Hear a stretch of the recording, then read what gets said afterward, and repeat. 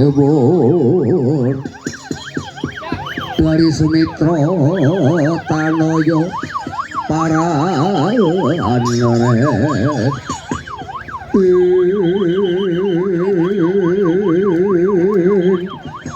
ini wonten dawuh kanjeng itu ya jagat dewa Bathara ya jagat pangestu Ewa yang urip puniki paring dawuh marang sira anak wadon siji-siji. Ya mung wae kowe karo aku iki tinebrak dadi kawula tasih mapan ning desa Kasiyan. Najan ta puniki sawijining warana, najan ta puniki sawijining wulanjen. Wiwit kowe lair ngantos mono wis nilar dening swargi bapak. Ning aku kudu iso ngluwentah kowe nganti tutup tekaning diwasa yoni. Ning tak jarwani. Pirang-pirangane dina iki ana pekabaran ingkang setemah dadekke bingung pengrasane puniki. Pengrasa menapa kanjeng iku ngene ya Nini. Kuhan ana. awake dhewe urip ana negara ingkang diarani negara Medang Kamulan. Negara kene iki kowe weruh dhewe ratune Angkara murka. Kejaba tumindak Angkara tumindak ikat sia nyiksa marang para kawula. Para pangapurane Prabu Dewa teng pati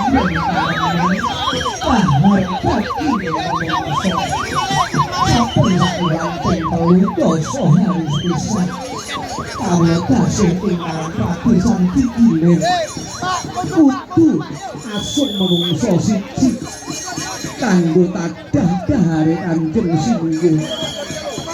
Monggo dina iki kowe karo aku pinajan to sipating wanita najan to puniku ki waranda ning ya dadi pengareping kawula.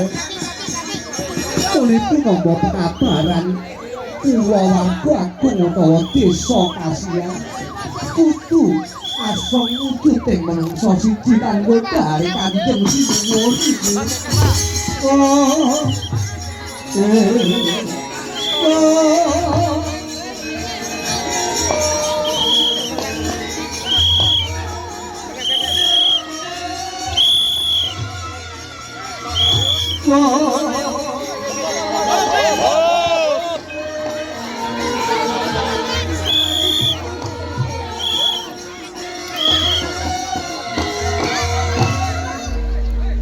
Rakyat Ringgale ini putra Palesti Sang Dewi Larasati para mutawi dana pawarta saking ibu Sang Rondo Kasia kamu kemandan mongso kala dinten samangke titi wancinipun